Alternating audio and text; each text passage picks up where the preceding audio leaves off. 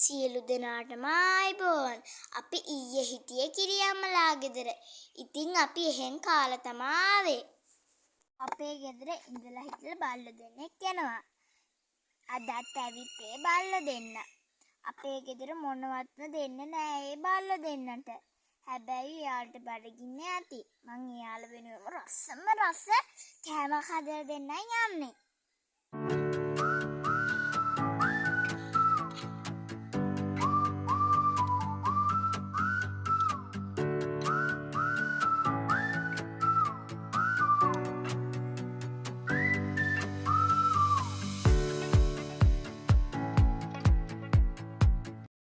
ඉස්සෙල්ලාම අපි rice cooker එකට හාල් ටික දානවා.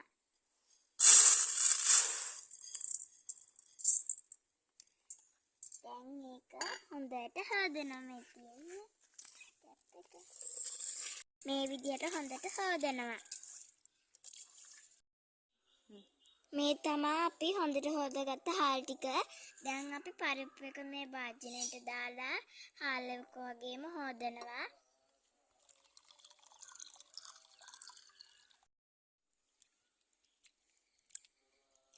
මේ හොදගත්ත පරිප්පු ටික මේ හාල් එකට දානවා.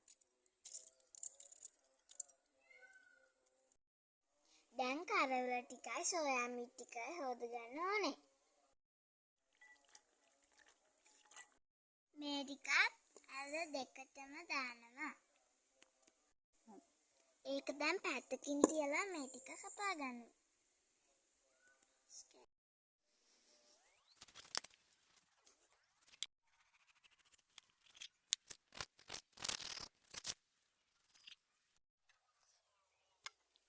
දැන් අපි ලුණු එක අර ඔක්කොම දාපු එකට දානවා. දැන් පෝංචි කරලා කපා ගන්නවා. මේ සේරමත් මේකට දානවා. අපි දැන් කරපිංචා දානවා.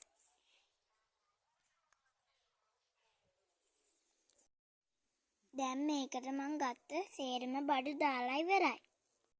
දැන් තියෙන්නේ වතුර දාන්න. මේක තැම්බෙන විදිහට වතුර දැම්මා. දැන් මේක රයිස් කුකර් එකෙන් තියලෙන්නම්.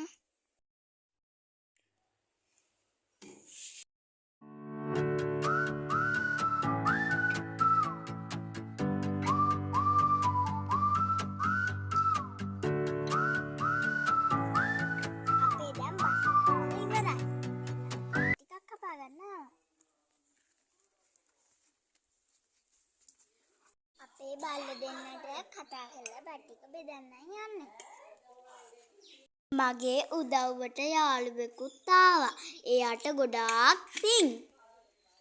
මට අද ගොඩාක් සතුටුයි. ඒ ඇයි දන්නවද?